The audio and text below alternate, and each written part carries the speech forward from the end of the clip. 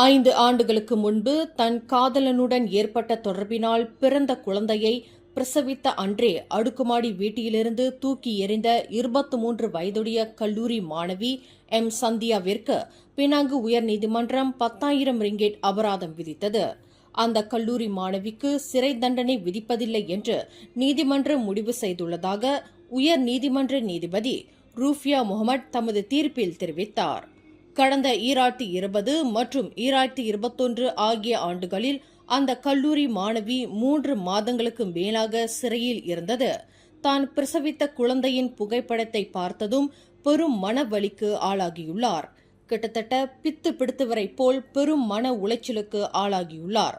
இந்த சம்பவத்தினால் தமக்கு பெரும் தலைக்குனிவு ஏற்பட்டு இருப்பதை நினைத்து அந்த மாணவி தற்கொலை செய்து கொள்ளவும் முயற்சி செய்துள்ளார் என்று நீதிபதி ரூஃபியா முகமது தமது தீர்ப்பில் சுட்டிக்காட்டினார். அதேவேளையில் அந்த மாணவி தொடர்பாக கிடைக்கப்பட்ட மருத்துவ மற்றும் சமூக நல அறிக்கையில் அடிப்படையாக கொண்டு பார்க்கையில் அவர் தற்கொலை முயற்சியில் ஈடுபடுவதற்கான இடர்கள் உள்ளன என்று தெரிவிக்கப்பட்டுள்ளது. தாம் செய்த குற்றத்திற்கு அந்த மாணவிக்கு சிறை வடிவில் தண்டனை கொடுப்பதை விட அவருக்கு இப்போதைக்கு தேவைப்படுவது மறுவாழ்வு என்று நீதிபதி ரூஃபியா முகமது தமது தீர்ப்பில் கூறினார்.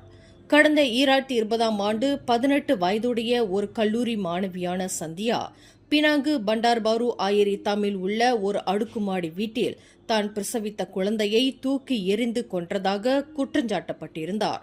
இவ்வழக்கில் சந்தியா சார்பில் வழக்கறிஞர் RSN ராயர் ஆஜராகியிருந்தார். மேலும் செய்திகளை தெரிந்து கொள்ள கீழே இருக்கும் பெல் பட்டனை அழுத்துங்கள். உங்கள் மகிழ்ச்சியை வெளிப்படுத்த லைக் மற்றும் ஷேர் செய்யுங்கள். தொடர்ந்து திசைகளோடு இணைந்திருக்க சப்ஸ்கிரைப் செய்யுங்கள்.